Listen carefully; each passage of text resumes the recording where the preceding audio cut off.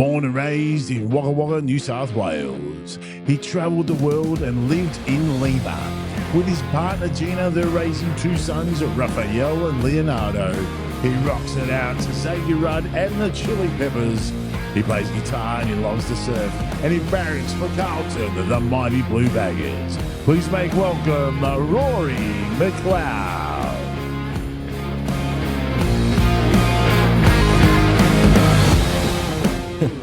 Mate, Rory, welcome to the show. Thank you so much. Have you ever had that something like that done before? Oh, this is funny, mate. It's so funny. How does it feel to have something like that, your own intro? It's nice. It's insane. It's surreal. Yeah, it's pretty funny. I didn't expect that.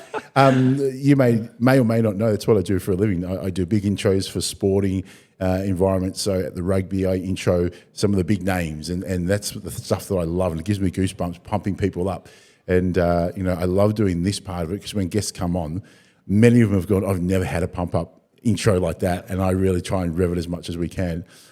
Before we start, I want to start with how you and I met. Mm-hmm. And that is, I bought an apartment in Port Melbourne, and you were and still are part of a team out there that are fixing a few things around the place 3 or 4 years later.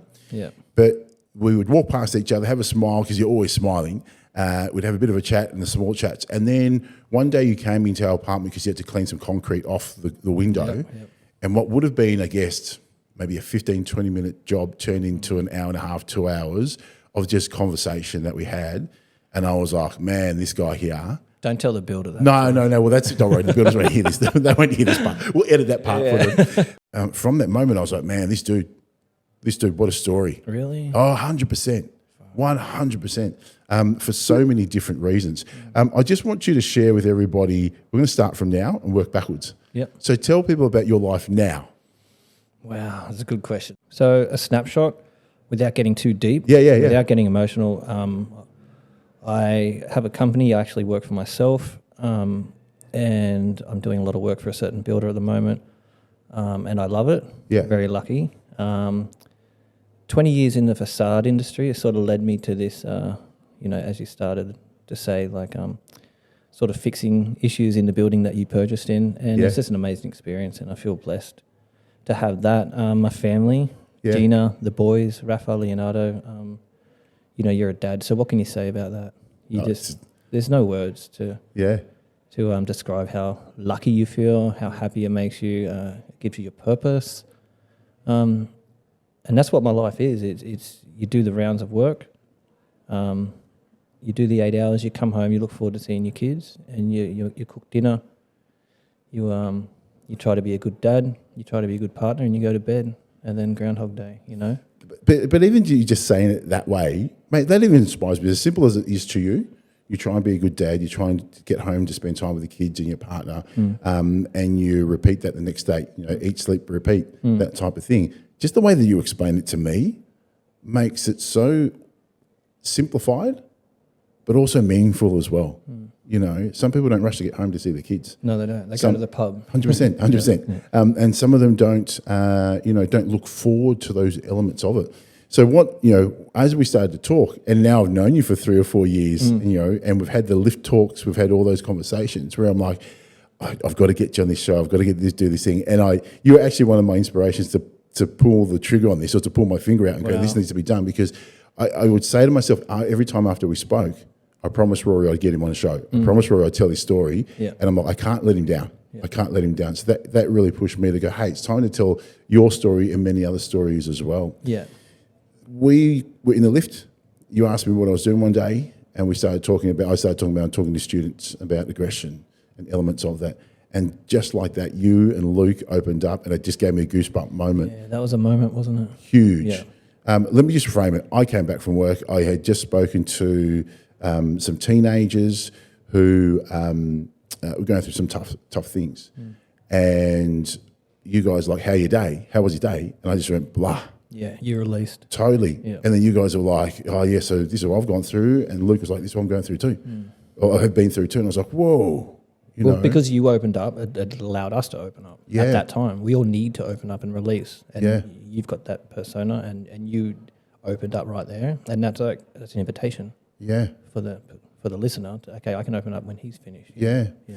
Before we go too deep, let's stay in a little bit of shallows Yeah, first. please, please. Yeah. That was a real. Let's go in the shallows. So, born and raised in Wagga. Yeah. Born and raised in Wagga. Wow, what an upbringing! Like, it's good. It's a small city, so you sort of know everyone, but there's some people you haven't met sometimes too. But it's a funny upbringing, really. It's middle class, very middle class. Yeah. You move to the city when you're older, and you get blown away. Your eyes light up. What was in your whole world is Wagga, right? And you kind of know that there are these other big cities. Yeah. It was Melbourne the first big city you'd been to or moved to? Well, been to probably Sydney. Yeah. As a kid, holidaying and stuff. Yeah. Melbourne a few times, visiting family and stuff. So I'd seen the big two.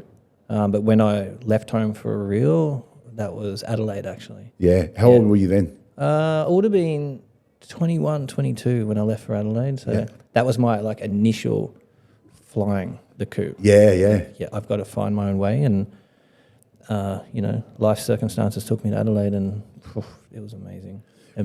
You are the third person in 3 days, actually about 3 or 4 days that I've met that's like, I'm from Wagga. And the person that I met yesterday was like, oh, there's so many people from Wagga. Every time I go to meet somebody, there's somebody from Wagga. Yeah. And I sent you that message, and you messaged me back going, born and raised in Wagga, and I'm showing you. And she's like, no way, no way. There's a guest that we've had on, his name's Lawrence Hewson, and he's the voice of Flinders Street Station. So he does all these platform announcements, but he makes them really funny, and he's humorous. But he's from Wagga as well. Oh, really? So grew up in that space, but same thing, got to a stage where he was like, it's time to now fly. Yeah. Let's talk about your family, like brothers, sisters. How did that all work? Yeah, older brother, 3.5 years older, Hamish. Mum and dad, sort of a typical Aussie childhood, Yeah. What's a typical Aussie childhood? Because your typical Aussie childhood is completely different from my typical Aussie childhood, and I'm born and raised here as well, so very different. So, what was, talk through your typical Aussie childhood. So, typical Aussie childhood in Wagga, in Glenfield, in Wagga Wagga.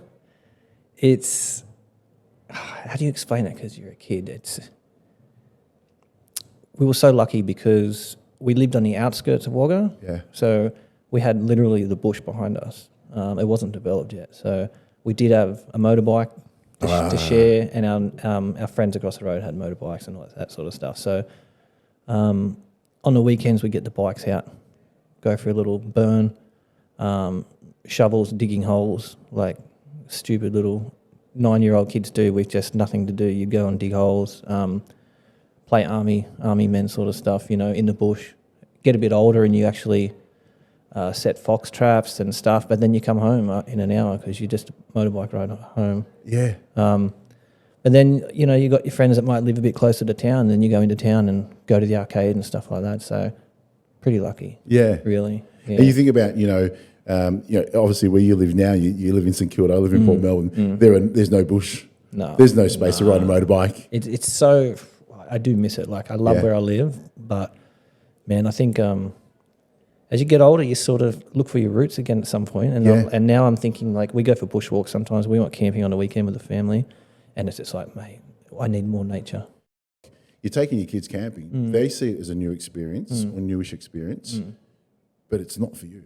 No, it's not. It's sort of, it takes me back to my childhood a bit, but I think it's natural, and I think it's something everybody needs, not just myself. Some people say I'm a city person and that, but I think naturally people need to see some sort of bush exposure. You know what I mean? Like, it just changes you. I'm a city boy.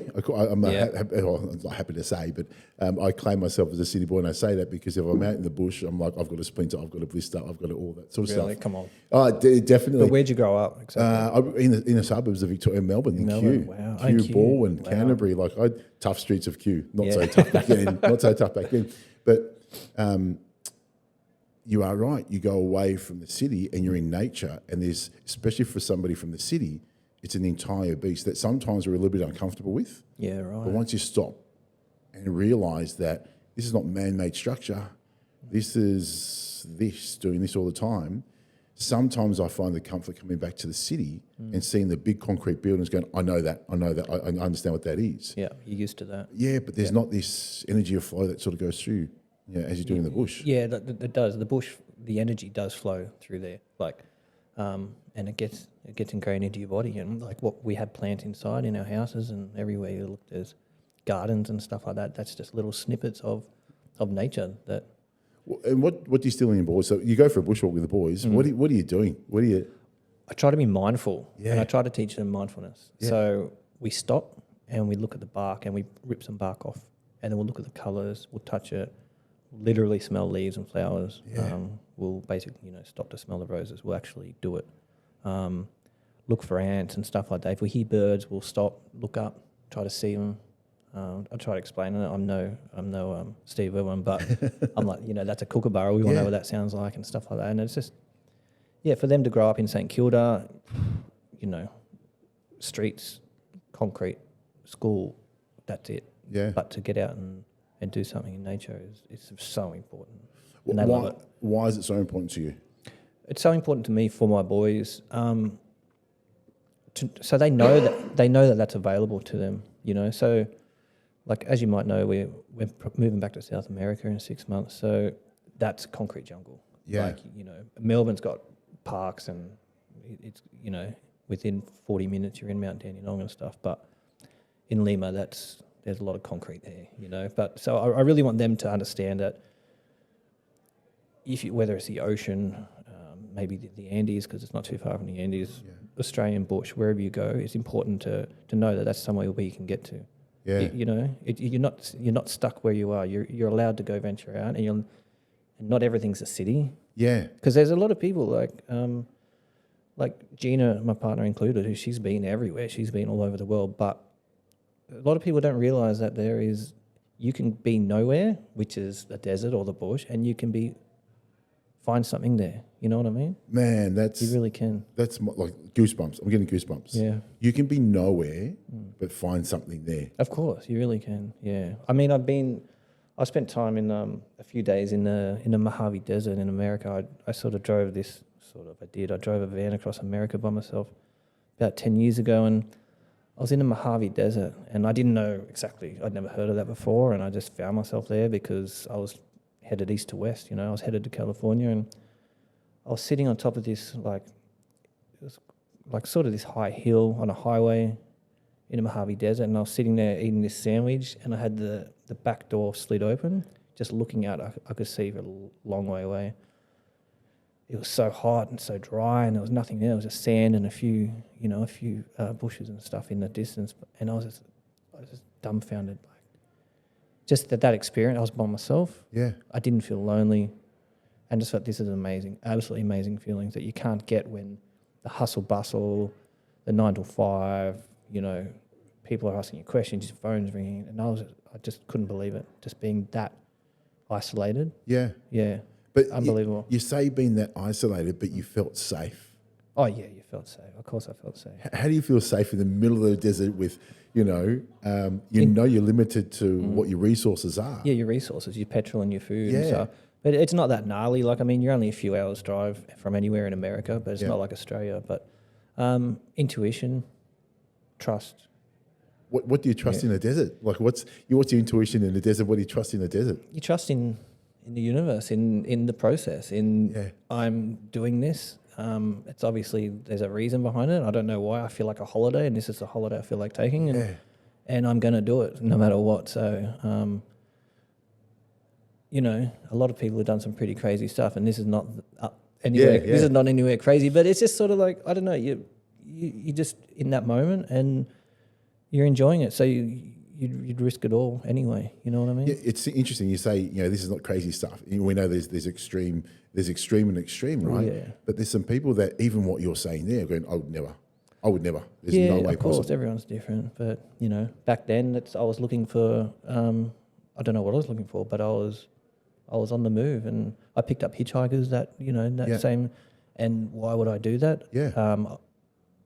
I wouldn't do it these days because I'm a family man. But back then, I was single, and I wanted the experience. And someone was walking in the desert by himself, with pushing his bike, and I picked him up, and from that, I tell that story about Buddy all the time. How I picked up this guy pushing his bike through the Mojave Desert, and Tell us about Buddy. Like, oh, Buddy, oh my God, if he ever hears this, I hope he's well.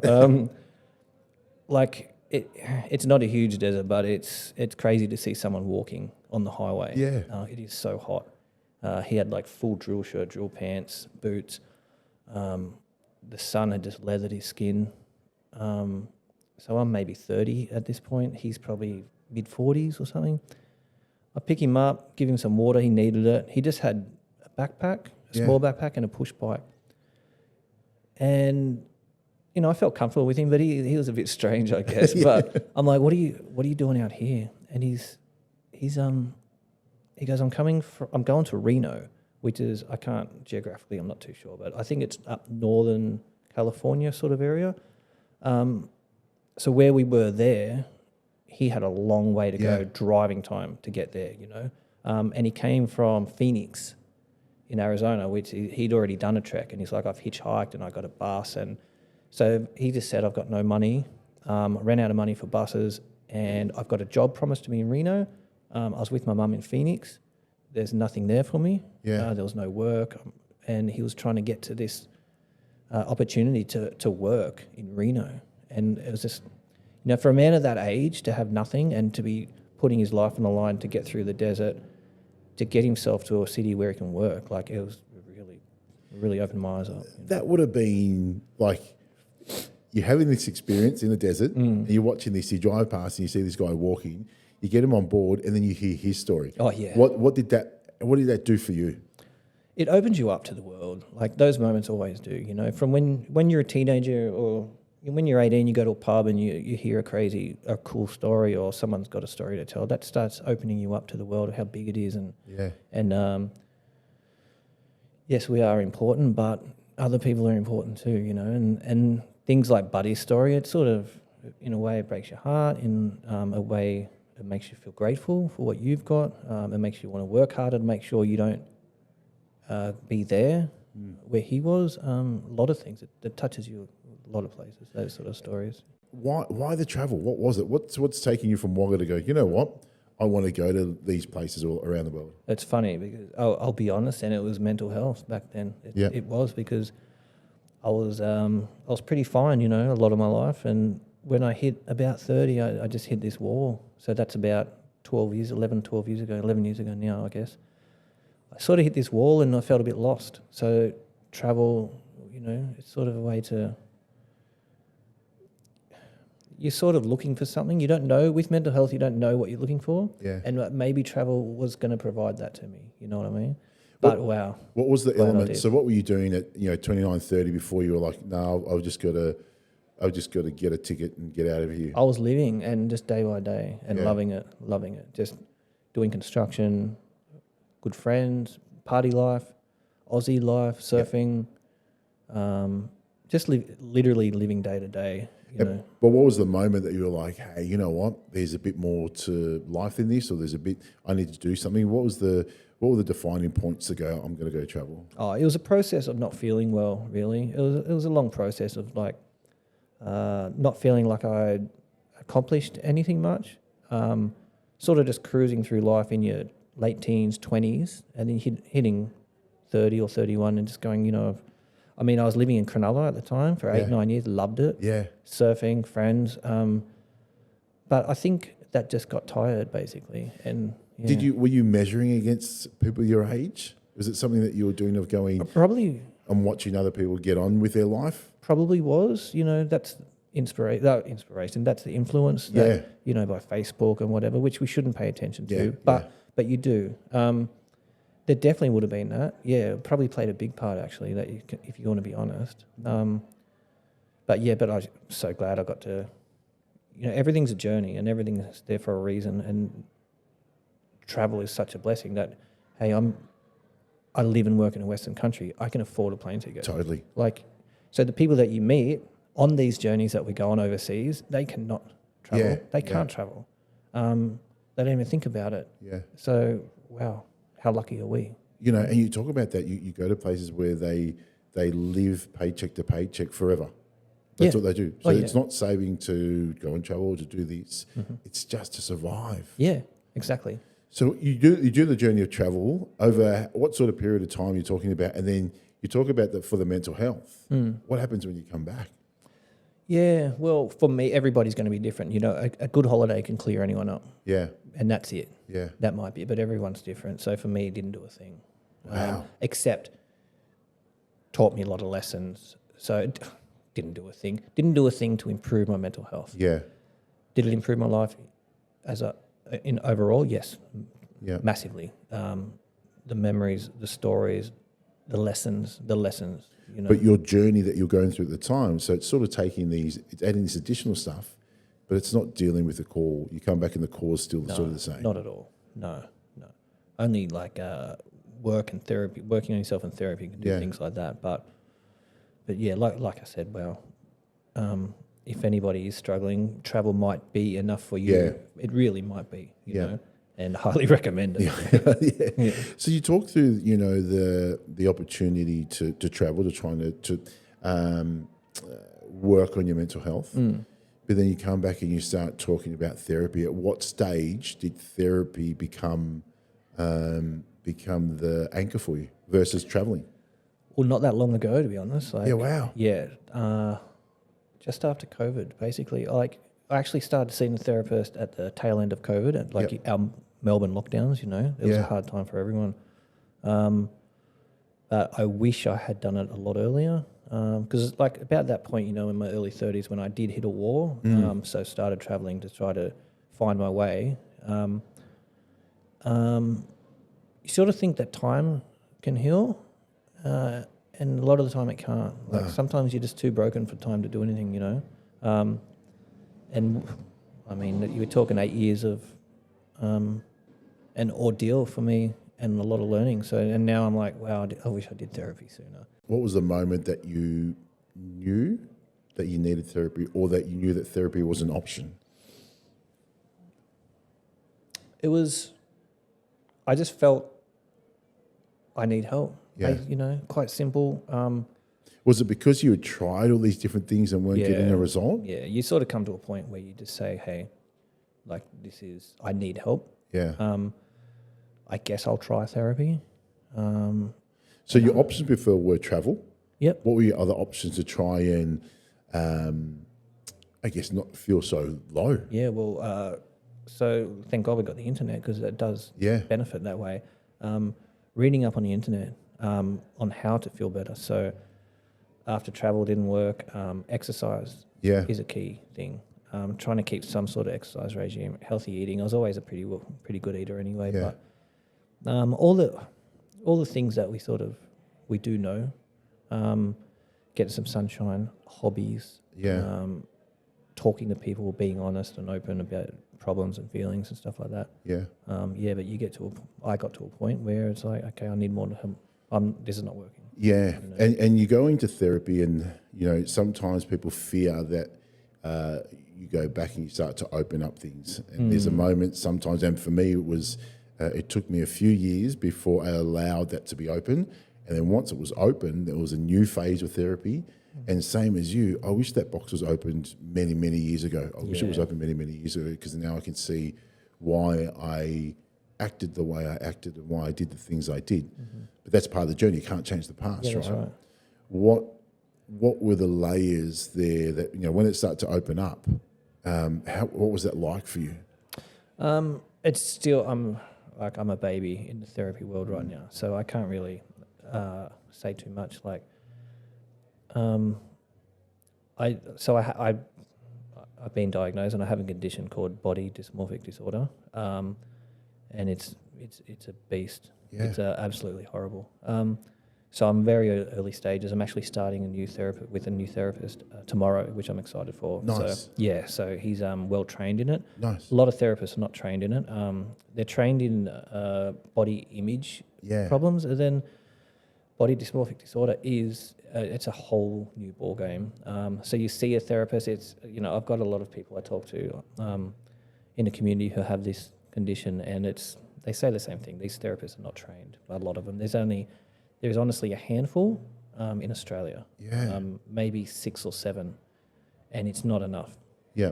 And you know, statistics are saying that 1 to 2% of the Western population are likely to have some form of body dysmorphic disorder. So like a body image problem would be somebody who doesn't like something about themselves but moves on with their day. Maybe every few days they look at the thing they don't like in the mirror and go, yeah, not a fan of that. Maybe can I go to a dermatologist? Can I go to a plastic surgeon? Maybe, but it doesn't affect their day. Yeah. Body dysmorphic disorder, it can be something as minor as non-existent. It can be non-existent flaws, or it can be super minor flaws that most people don't notice. Yeah. That's what it more likely is. When you say non-existent flaws, what do you mean by that? Well, some people, this is not me because I believe my flaws they do exist. Yeah.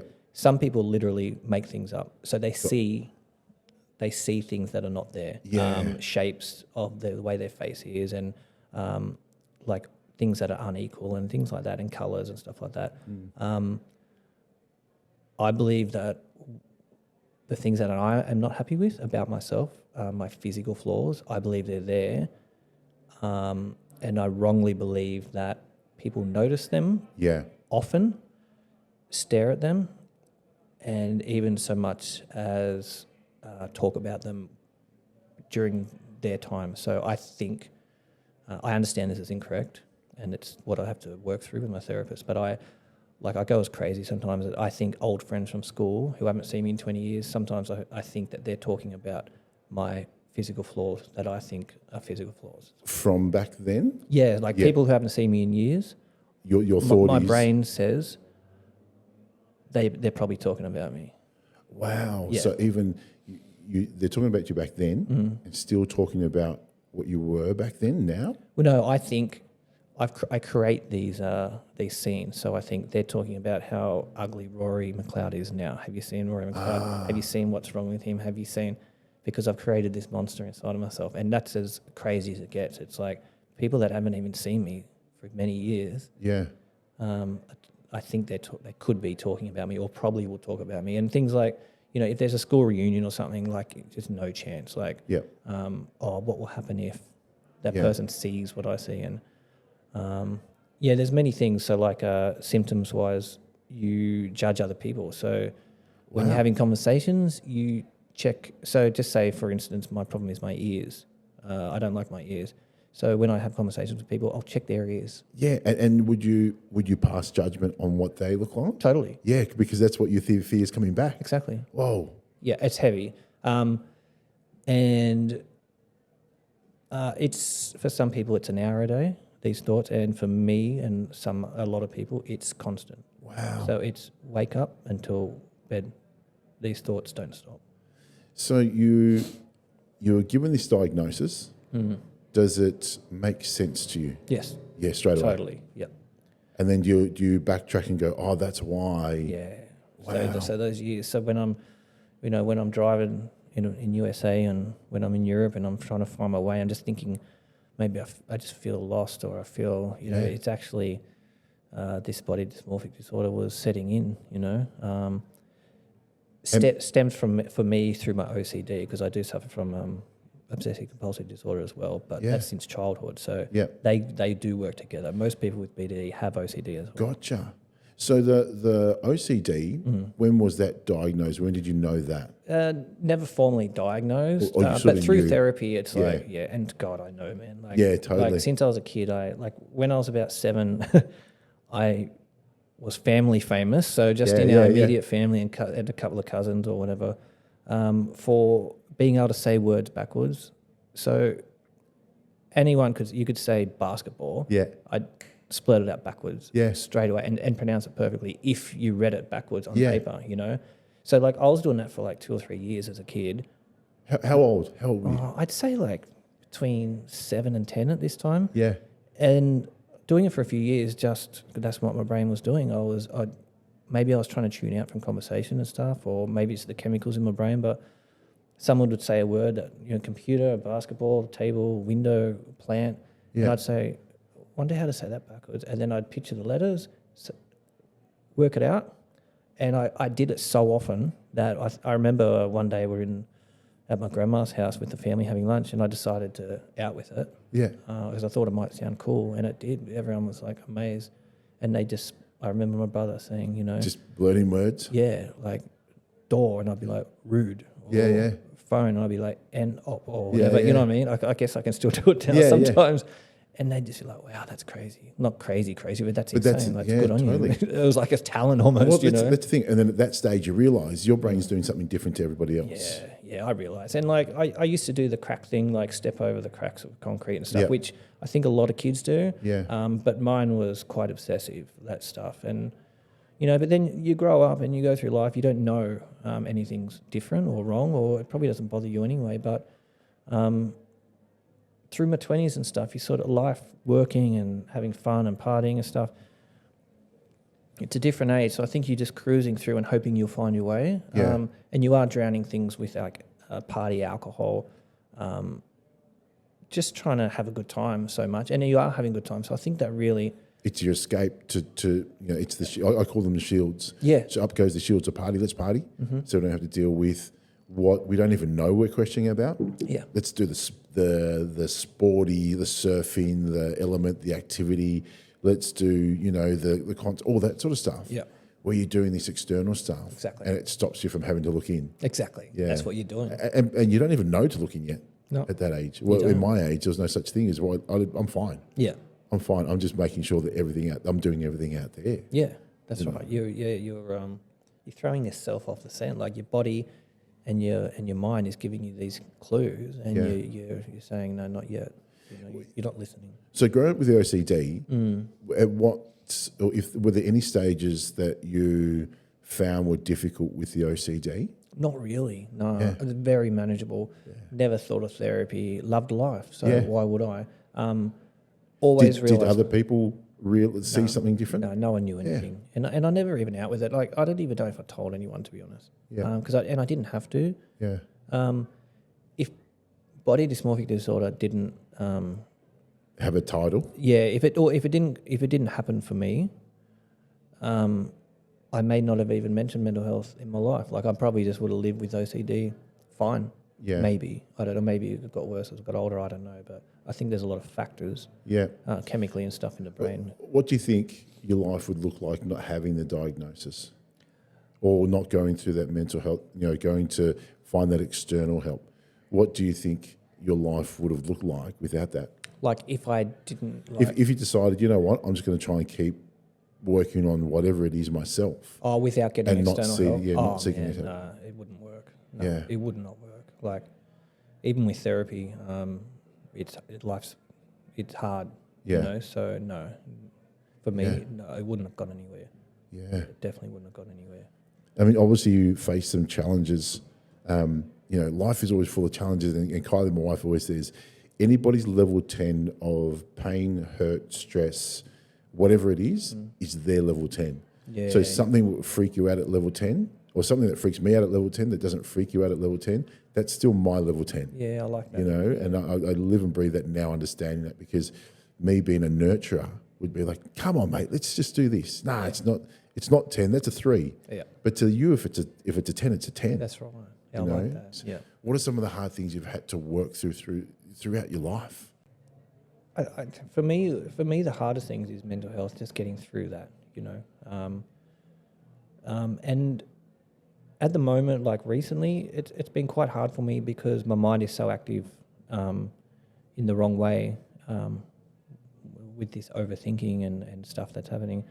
I don't feel present with my children, and that's quite. I get quite hurt with that, like my boys are talking or just missing the present moment, you know what I mean? And I'm constantly missing it because I'm stuck in my head. Yeah. And that's really disappointing. It is so heartbreaking for me. Do you catch yourself doing that? Oh, yeah, all the time. Yeah. And then, but that's why I need therapy is for them to teach me how to be present. Yeah. And when these thoughts come, what to do with them. Yeah. Because I don't know what to do with them. It's a real challenge to be looking at your beautiful kids that you love so much, and then you're sort of like, damn, I know I'm a good dad, but I'm just I've got a lot to work on. You know what I mean? Even just hearing that, so what's the word I'm looking for? Systematic, strategically hearing that. The fact that you can see that to start with, of going, hey, I noticed this. I noticed something happening, right? Whereas if you don't notice it and it's covered up with, gee, my kids are bad because they're not in, or I don't like my kids or something along the lines, well, you can't separate it into its own thing. I know I've spoken to you about it, but I call it, my own skateboard. You have your skateboard, I have my skateboard. And I can't take on your skateboard. So part of that for me would be I notice what I'm doing. Okay, that's my skateboard. It's not my kids. Yeah. Or that's my partners and kids' stuff. That's not mine, but I notice it. I can sit here and I can notice what's going on. What we do with that is why we go to therapy. Yeah, exactly. So they can help us come up with the strategies behind that. Yeah. What were some of the things through your therapist that started to help you? Well, that's a good question because, like I said, I'm starting with a new therapist now who's BDD trained. Yeah. So I'm excited about that because it's a different kettle of fish. It's they'll use CBT, which is cognitive behavioural therapy, which is quite common for many disorders. But so in the past, no offence to them too much, but they didn't give me too many tools that helped. It's not evidence. What these therapists were giving me was not so much evidence-based for body dysmorphic disorder, more evidence-based for OCD, generalized anxiety, things like that. But like, I call it my tool belt. Yeah. I did get some tools from my tool belt from these therapists, but I didn't get the real training. Like I need a hard-headed coach right now to tell me what to do, when to do it. That's what I need. Yeah. But these therapists, like they give you things. So anybody listening, like especially teenagers and that, you need to fill your tool belt up. So if you've got issues, you know if you don't feel right, because if you ever felt good and then you don't feel good, but it happens chronically, then you need to do something and you need to get a tool belt. So you need, like I said, exercise, mandatory, to some extent. If you're disabled, you can do something, I'm sure. Diet is so important, and for teenagers especially, get away from fucking sugar. Get away from sugar and the fast food restaurants and that, because it's a treat. If you want to use it as a treat, that's fine, but don't do it often. Like alcohol, just stop it. Like when I started this journey of trying to heal, I call it my healing journey because it's what it is. So I started to travel overseas. I quit drinking basically. Wow. So you take that healing journey in your 30s, just before 30? Early 30s. So your early 30s, you take this journey to travel the world, and while many would go, I'm traveling the world, I'm going to enjoy a beer or wine or this out and about, you're like, no, I'm not going to do this, and I'm going to take all of this in. Yeah, I did, but there was a few slip ups, which I had a good time. Oh yeah, but like you can't go to some places without. Man, like in Portugal, riding skateboards in the motel lobbies and stuff like that, and then you wake up and go, what happened? But but no, it really, there was a few mistakes there. That was fun, but no, definitely when I didn't feel good, I was lucky to have that intuition. And self-care, so say no to you alcohol. Say the intuition. So what did you know you started to get from the alcohol? Was it the actions that were coming out that you're like, hey, that's not really where I'm at? Or well, yeah, it was just like a hangover, not good. Yeah, like is this what I want to be doing with my life? If I feel like I'm not myself, if I feel like I've got mental health issues, which I feel like, how is alcohol going to help me? It's not. Yeah. A lot of people choose, obviously, alcohol, drugs and stuff like that. Maybe even sex or pornography and stuff like that. And we all know, you don't have to be a psychologist to know that these are just ways of putting those emotions away and not dealing with them. And that only makes you worse. So obviously, like I said, lucky I had intuition and self-worth at that time to no drugs. No alcohol, healthy food, exercise, travel, sort of in a way, you could sort of say Rory was clutching at straws. Yeah. But hey, at least I'm doing something. Technology these days, like the kids have got so many places to hide, I feel like I'm half done my degree in psychology from all the books I've read the last few years to try to self-heal, but it's all these things they're not good for us, basically.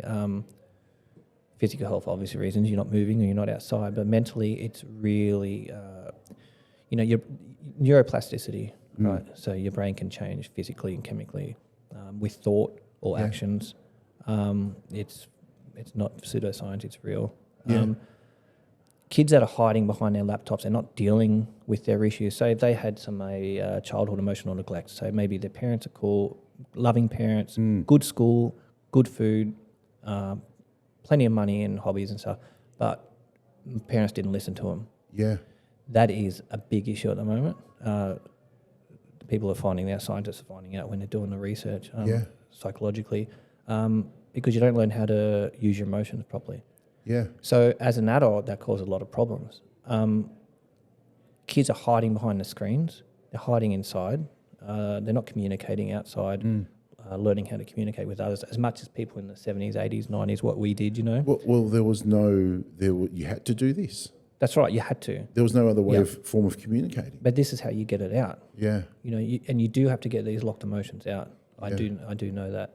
And then you're not going to do that in a bedroom by yourself. Yeah. How do you, now with that knowledge, and you have your boys being boys, and it's interesting the terminology, boys being boys, and I do a lot of work around boys being boys, but you have this terminology and you see your boys being brothers and they do their brotherly thing. How do you then start to, now with this new wealth of knowledge, start to implement that into your boys? It's such a good question, and I'm glad you brought it up because it's something I do concentrate on immensely now, because I don't want them, you want to protect your child from anything. You want them to cross the road properly, so you teach them how to cross the road. Yeah. You want them to be healthy, so you teach them about nutrition. I want my boys to be emotionally strong, or know what to do with their feelings. I teach them. I teach them with Rafa now. Rafa's almost 7. Yep. Leo's a bit young. He's 4 years old. Yeah. But with Rafa, I just did it just before I left. He was talking about a little issue at school. First of all, I sit him down, comfortable position with his dad, so I put my arm around him. I let him talk. So I let him get all that information out. And then I ask him about how he feels about that. So he has an opportunity to get the feelings out. Wow. Because if he doesn't get those feelings out, they become stuck emotions, and that can last a lifetime. So I sort of unstick his emotions for him. I push him to get it out. How do you feel about that?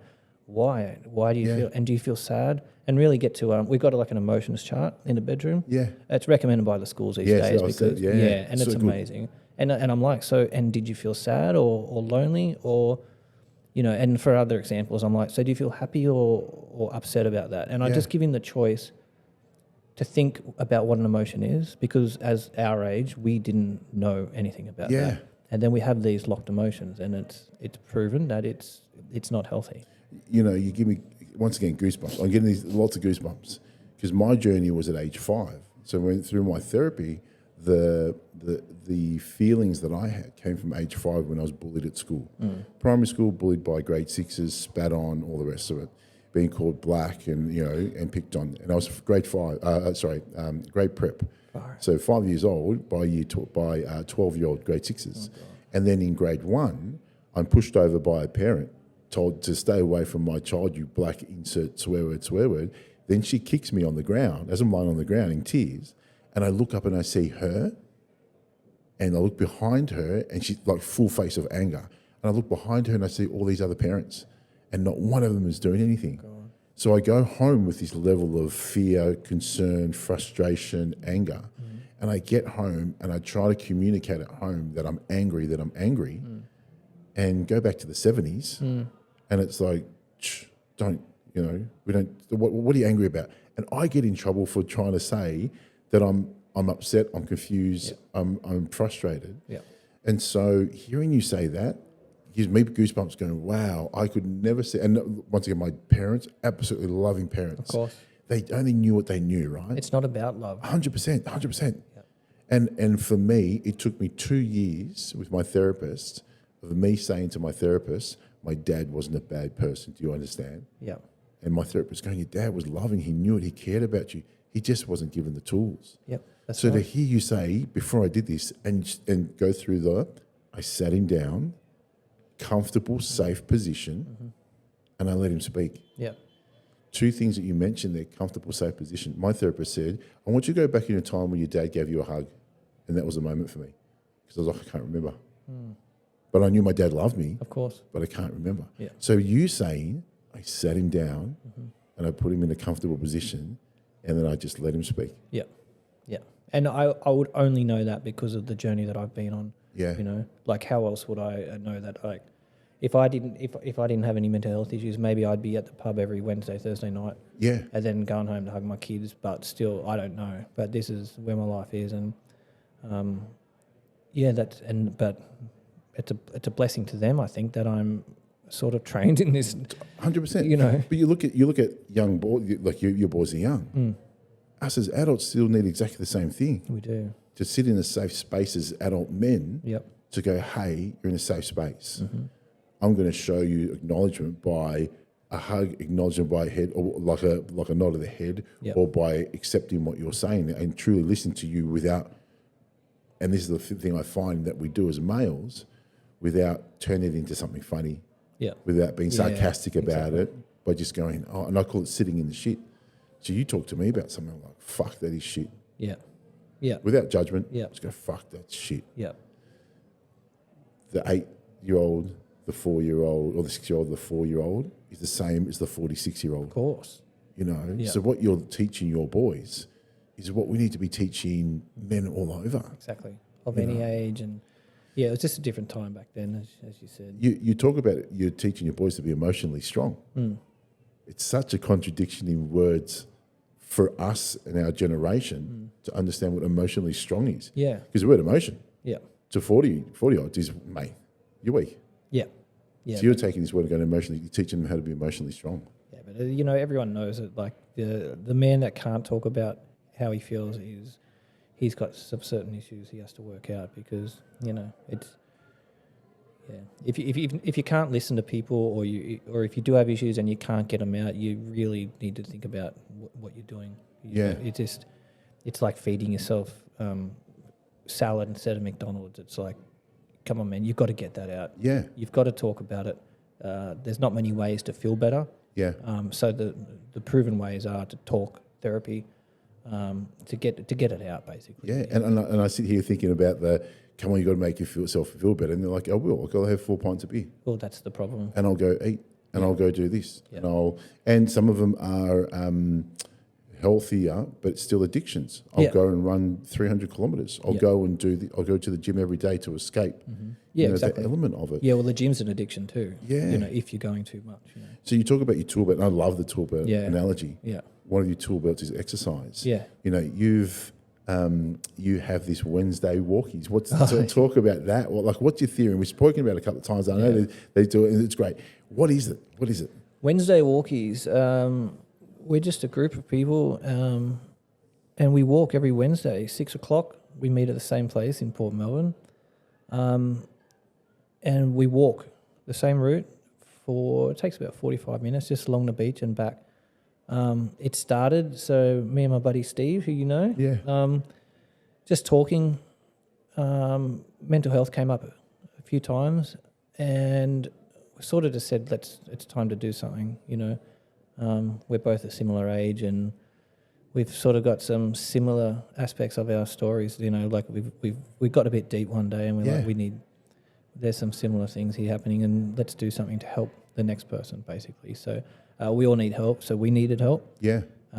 We really need. You can't really help yourself unless you're helping others as well, to a certain extent. So we just wanted something. So basically, it started like, I had this little theory of if someone feels as bad as I do today, but I have Raphael, Leonardo, Gina, my job, my friends, I have so much externally going on in my life, which I'm so lucky for. Yeah. There is a lot of people out there that could feel as bad as I do mentally, who live in an apartment by themselves, don't have a partner or child or money or anything. So Wednesday walk is for me, and I think Steve's quite similar.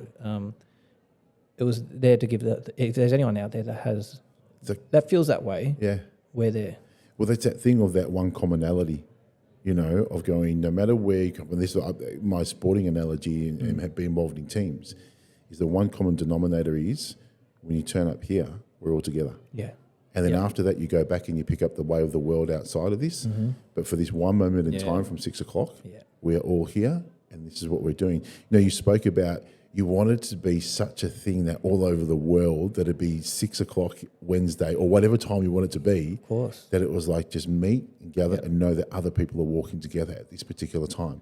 So you're not alone. Of course. That's like, you know, like things like Beyond Blue and all these other things. It's just absolutely amazing things that are started. And this could be something for people out there that need this. Yeah. Like, it's so simple, it's so easy, it doesn't cost anything. Yeah. There's no fundraising, there's no company number on the name. It's just Wednesday walkies every Wednesday at 6 o'clock. Yeah. Start with one mate. Hey, let's meet here and our local wherever we like to walk. Yeah. Let's walk. Let's put on our Facebook page. Let's put some flyers up. Let's tell some friends. And then the people that are struggling or don't have anyone to talk to, they've got somewhere to go. And it's not like, hey, let's meet up and let's all talk about mental health. How are you feeling today? It's just somewhere to go. It's just something to do. You know, like a PCYC for kids. Yeah. This is just something for adults or kids to go do safely. Know that there's humans out there for you. That's And it. same, they're giving me goosebumps of just go, you know, you can turn up and you don't even need to talk about anything, but knowing that you already know that I know, Yeah, that's it. that's right. It's acknowledgement. I call this level of acknowledgement, right? That it's the most important part of, I believe, of being a human to others. Let's talk about Gina. Where did you meet? How did it all come about? Wow, she's gonna hate this. Tinder, we met. Wow. Yeah, Tinder's a real thing. It's not just there for the one night. It's, you know, two beautiful little boys out of Tinder. 100%, Who would right? have thought? 100%. That's that connecting element, one common denominator, and you connect. Yeah. Yeah? Yeah. Like, as much as he's going to hate it, this is going to be the biggest Tinder ad, and hopefully they pay you lots of money out of go this. Tinder. But that's the thing, right? That's the thing. And people call it desperation. No, through not being able to find what you've been looking for in the environment that you're in, Yep. so you go somewhere else to find it. Hey, why not? Like, what are you going to do? Waste time, you know? Totally. That bus could come and hit you tomorrow. You know? 100%. So just 100%. it's just how, like, the universe has a plan for everyone, I believe, and that's how we met. So be it. Good. Totally. You And know? it works. And it works. And So it worked. We're happy we've got two beautiful kids. So Yeah. Mate, don't be. if you don't like it, F you. What's it done for you meeting her? Well, you know, my time with Gina, it's changed everything. You know, Yeah. obviously, and just the little things for like spending. You know, we spent 11 months living in Lima in Peru in 2017. So Rafa was born in RPA in Sydney, 3 months old. That's the minimum age for flying. Yeah. So yeah, we wrapped him up, Straight on a plane. put him in a box, and away we went to Lima. You know, for 11 months, and that I just loved it. Yeah. I love it. What did you love about it? I love anything different. You know, like leaving Wagga Yep. to go to Adelaide. Man, like Adelaide was a new world, and you know, people could laugh about that now. But hey, I was just a simple Wagga boy. Totally. And then so living in South America, just every day is different. So I don't like going to Coles or Woolworths, right? Yeah. Yeah. Going to a market in Lima, I love it Yeah. because you're outside, the guinea pigs are hanging up, the chooks with the heads on are hanging up. Yeah. The fish are out all day in the sun, basically. Yeah. You know, no ice, flies hanging around. The fruit and veg is delicious and different. That's just the market. Yeah. Go out for lunch, have some ceviche, which is the raw white fish. Yeah. With onions and cilantro, and the food's amazing. People are different, so it's just really that difference of what I'm used to. That's what I'm attracted to. Yeah. I've got a gypsy heart, I think. You know. Yeah. Yeah. And you're saying 6 months' time, you're there? Yeah, we're back there. Between 6 to 8 months from now, I think we'll Yeah. be back there. So we're starting to get. We had this sort of 5-6 year plan. Yeah. And now It's getting to it's coming to fruition. Now. Yeah. And what's the journey from there? What are you going to do? Like, what's the... Don't know. Awesome. Mate. We don't know. So it'll be. There's no time frame on our life. That's me and Gina connect well with that. It's just Wow. how do you know? Like in 5 years, I'm gonna. No, we don't know. Yeah. but we do want to go back to Lima. I Yeah. do a lot more than she does, That's but she's happy to. yeah. And just play it by ear. The main concern is the boys, you know. So if they're happy, we'll be fine. Yeah. Yeah. I mean, there's parts of a parent where you've got to put your kids in uncomfortable places for them to realise it's going to be okay. That's right, and the learning experience. Like, so we speak. Like, I speak pretty basic broken Spanish. Yeah. I remember when you came in, you said you speak broken Spanish, and because I lived in Spain, I was like, I do too. And then I started, and then you went, and I was like, oh nah, I'm out. I am out. Your level of basic is way too high for me, and I was like, I am out. Yeah, but I live with it. So, yeah. But I mean, like, you know, the language development that the boys are going to get there, just the knowledge of, you know, a different life over there. And What's it going to do for your soul? I don't know. Yeah. You just don't know. Like, what's tomorrow going to do? You don't know. But anticipation, time with my boys, less time working, more time being a housewife. Yeah. Gina will probably bring home the bacon more than I will, I think, in Lima. But we'll see. I think it'll just get me out of the I'm a builder 7 till 3, you know, 9 to 5, quote unquote, sort of life, and just free up some opportunities to follow more passion. What passions? I don't know yet because I'm still working on that, but it'll develop. You know, with self improvement, it'll develop. Like I do love surfing, and I miss it because Melbourne, you know, it's not renowned for its surf. You know, you've got to travel. It's cold. Yeah. Lima, there's some decent small waves there that just come daily. So hopefully get back into surfing. Time with the boys, and then like some weird dreams that I'll just tell the world here, but I usually want to tell people would be like woodworking or a bookstore. I love books. Wow, I love working with wood. Like, I don't know what it's going to bring. You know, we could be back in 6 months. I don't know. But you know what I love about that? When we're kids, we dream. Yeah. And dreams don't have boundaries. They don't have a start, nor do they have an end. We go through a phase as, you know, teens in our 20s where we go to experience things. By the time you're 30, you're kind of trying to develop. By 40, it's locked down and make sure you've nailed exactly what you're supposed to do as an adult. Yeah. You're still dreaming. Well, and this is the amazing part is you and Gina are still dreaming. When I say dreaming, it's not throwing things out the window. You're living day to day to go, hey, we trust that something's going to come of whatever we do with the flow of that. Well, it will. I think. I think you do have to have a bit of a brain about finance. Is one thing. Like, you got to be real. You got to be realistic. Yeah. But we work bloody hard. Like, we both have full-time jobs with the 2 kids. Like, you know, a lot of families would do the one parent stay home thing. We've chosen to both work.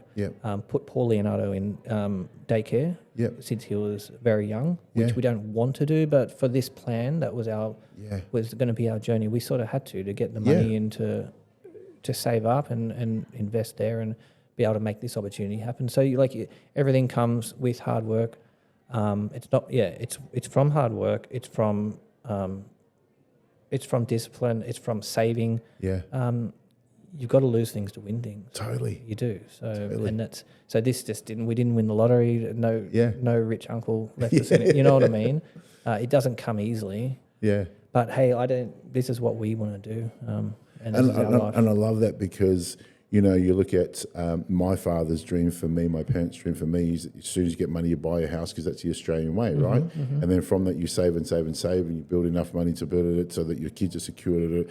And it just seems so stale to me. I mean, I want to make sure my kids are okay. Yeah. But I don't want to be boxed. No. I want my brain to dream and do these things that... Well, I think, you know, you only get one life. And like you said, you do have to make sure your kids are all right. But, man, money's not really going to make sure they're all right. It's their emotional awareness, like we said earlier. It's the love. Yeah. It's the time spent.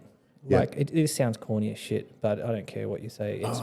Kids have got to eat. We know that. But, like, I've been to Morocco.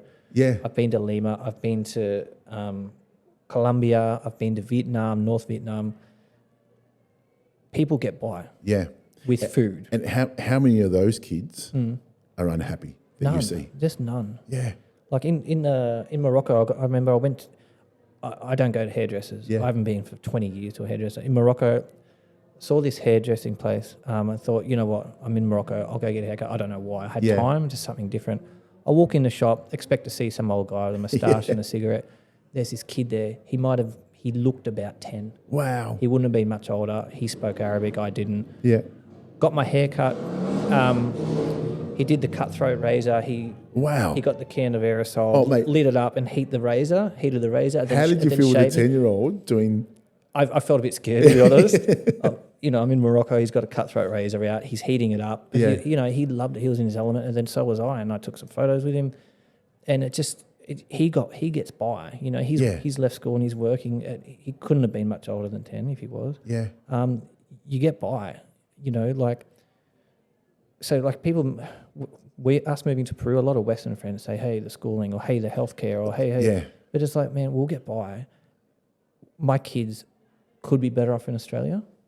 They could be better off there. You can't, nobody, including myself, not even God, if they're or whatever, no one can say where they're better off. Yeah. You just can't say that. You've got There's many happy kids in the East. Totally. So, hey, why do they have to have this Western life to be happy? It's wrong. And you're saying this, it's rolling the dice. It's not even taking a gamble. You're going, looking at the enjoyment of the child versus what the financial benefits. And every time I say money and finances, I hate money. I know it's a necessary evil. Yeah. Don't get me wrong. I'd like to be able to buy some nice things that do stuff, but I'm trying to instill in my own kids the same stuff. But that's external validation. Totally. Buying stuff that make you happy. Like, for some people, it seems to work, but Yeah. I truly believe it doesn't in the end. Well, Your AMG, your big mansion, Yeah. it's not. because you and I put this into what you were talking about before. You take all of that, you go walk in the bush without shoes on, or in the desert with a bike, Yeah. and that's what you've learnt to lean on to show your value and worth. Yeah. Now you got nothing. Exactly. Whereas you take the buddy who's walked from nothing, Yep. and he's literally walking with nothing, Yeah, literally. and you give him a lift, and that's everything. Yeah. Like the process. Yeah. Life is a process, and it's like people say it's about the journey, and like it really is. Like, it's not about the end result. So like for me, material things, a big house, nice car, it's an end result. I've worked and I've purchased that. That money's gone. I have to keep working. I love it. You didn't really do any journey except for working. I love it because I know the car that you drive. Oh my God. And I love it because I remember you saying, I could get at this or I could get at that, but it doesn't make me better at what I do. Well, it won't make me happy. Yeah. So I could get a brand new Hilux for my work. Yeah. And it's funny because I've got my business. Yeah. And I like to think I'm good at what I do. Yeah. I probably am okay at what I do, but I say to my buddy at work all the time, it's like, you see these other companies with the sign writing and the big toolbox, and oh my God, I've got this wooden box in the back that I made myself. But it's all about that journey of, hey, we want to move to South America. Totally. Why would I go spend 48 grand on a ute when this gets me around? Totally. And it does the same job. I still get hired. I still work every day. Maybe if I needed that ute, maybe if I weren't getting work, I'd start shuffling the cards a bit, but it's working. So. And not that it's right or wrong, but it's each individual person's journey. Exactly. And some go, I pay that to get to increase and to make me feel better and to do that, and that's great. Yep. And I guess that's the journey of this, is that everybody has a story. Yeah. And whatever makes you feel good makes you feel good. That's right. And there shouldn't be any judgment on that. Totally. Look in though. Yeah. Take time to look in and sit in the desert. Like, my whole theory now is going to be sit in the desert. What was the quote that you mentioned earlier? To go to nowhere to find something. Yeah. A place where there's nothing to find something. Well, you probably will. It's those places. We all know this. It's the unexpected things. Yeah. Come from, it's just from nothing. Really. Totally. Mate, you always, ever since I met you, you've always got a smile on your face. And even knowing through some of the challenges now that you have to deal with, it's still a smile that many people talk about. And where we live, people are like, oh, Rory, yeah, he's always up and about. He's always smiling. He's always doing this. And that must be, it's interesting because there's part of it that's what you do to put on the shield. But there's a big part of me that believes that's part of you. It's definitely, you've said it, you've hit that nail on the head. It is there, that's me. I'm not really putting on a shield. I'm just trying. I'm just pushing forward. I'm learning. Yeah. and I'm getting on with it, and I'm there's no fakeness there. It's genuine, mate. Well, It's genuine. you know- People say it's pretty genuine. I can feel shit inside and still smile, and Yeah. that's not fake. Yeah. It's just, hey, I'm not choosing to frown, even though I feel shit inside. I'm going to smile and feel shit inside. I Yeah, can do that. yeah. It's my choice. I like that. You know? I like that. Yeah. What makes you laugh? You. Seinfeld. Seinfeld. What's your Seinfeld quote? Serenity now. Serenity now. Yes, yeah. Oh, George's dad, George Kramer. Yeah, that's another thing. Me and Gina, like that's our TV time. Yeah, So if we watch TV together, yeah. I think we've watched probably 3 or 4 movies in our Wow. 9 or 10 years together. Wow. And otherwise, we've only watched Seinfeld. Gold. Repeat. Gold. That's it. That is so good. Yeah. What else makes you laugh? What makes you smile? What makes your day? Apart from the obvious, my boys. Yeah. Shane Gillies, Yeah, comedian. yeah, What makes me smile is just when you look into someone's eyes and you know that they've got a good Yeah. heart. You know, like you know when someone's got a good heart, and you can see that through their eyes. That's what makes me smile. It really does. There's an element with that when you look through and you see it at the core, and you feel your whole thing just go, oh, defense is down, Yeah, it is. mechanism down, defense is down. I just saw it today. A lady on Chapel Street. Yeah. I walked down Chapel Street for something, and she was so homeless. Just all her shelter was built up there, and she looked pretty broken. But I said hello, looked in her eyes, and her heart was good. I can tell that. So I feel really sorry for those people. You know, but You know, you think of these, take out the judgment. Mm-hmm. You know, if you think about why some people are in the situations that they are, and just think about that first. oh yeah, And go, it's a choice. There may be a choice, but it's a choice for a particular reason. yeah, And Kylie always says to me, everybody has pain, right? yeah. And so some of these outcomes are because of their pain. Yeah, they just couldn't deal with their pain Totally. the correct way. Totally. You know, a lot of people come out of those situations. A lot of people don't. But I don't believe it's their fault. Yeah. Ever. There's no blame to pass on the parent or the particular person. It's just their journey. Yeah. It's gone that way, but you should never blame somebody or tell them that they have the choice, Yeah. because sometimes your brain doesn't let you have a choice. Yeah. You can't understand that, and that's not their fault. What's a message you'd like to leave for, you know, a moment in time that you needed to find a shift, whether it was in your teenage years? I think for you it's around about your 30s, early 30s. What's a message to your 30-ish-year-old self that you'd like to share with everybody in that same space? Because I know a lot of people that were going through that 20 to 30s and going, oh, I need to grow up. Yeah. And that meant so many different things in different ways. I needed to grow up. And so it set them on a pathway of learning. Yeah. What's something you want to share with them to go, hey, Keep pushing. I love that. Just keep pushing. Just don't give up. Like there's so many people that give up, you know, in life, and it could take 3 days or it could take 30 years. Yeah. But after 30 years of hell, hey, it's going to come good. Yeah. 3 days, you're lucky. Don't give up. Yeah. Just keep pushing. I think of when you're saying that, this whole buddy thing, Yeah, man. and just you're going from this side to that side. Yeah. You have nothing and you're going to something. Well, he's pushing, you know. He's Totally. literally pushing his push bike. But Totally. he's moving forward and he's not going to stop. You know? Yeah. And that's, you know, if we want to talk mental health or just life in general, is you just gotta get up the next day and then keep going, because, you know, ebbs and flows, ups and downs, Yeah. and that's life. Yeah. But don't think your life, don't think you've been handed the worst cards, because it's not a competition, it's not a game, you know. So everybody's got these cards, but no one's going to win and no one's going to lose. Yeah. There is no winner.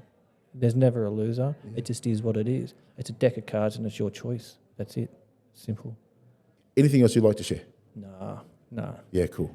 I just want to say, my boys and Gina, I love you, and to you, thank you so much for having me. This is an amazing opportunity, and I hope people get something out of it, especially someone that's struggling out there. Just fucking keep pushing. Don't give up. I love that. Don't give Wednesday walkie, 6 o'clock, wherever you are in the world. Yeah, do it. Get out there. Brother, thank you. No worries. Summer Sessions is proudly brought to you by the Palace Hotel, 505 City Road, South Melbourne, where your dogs are welcome too. First Nations owned with Indigenous ingredients. Order your black brews, tea or coffee online now. Local Rules Cafe, Garden City, where genuine hospitality begins. Mahina Wellbeing Programs, where understanding people matters most. And this is another Light 2 production. Woo!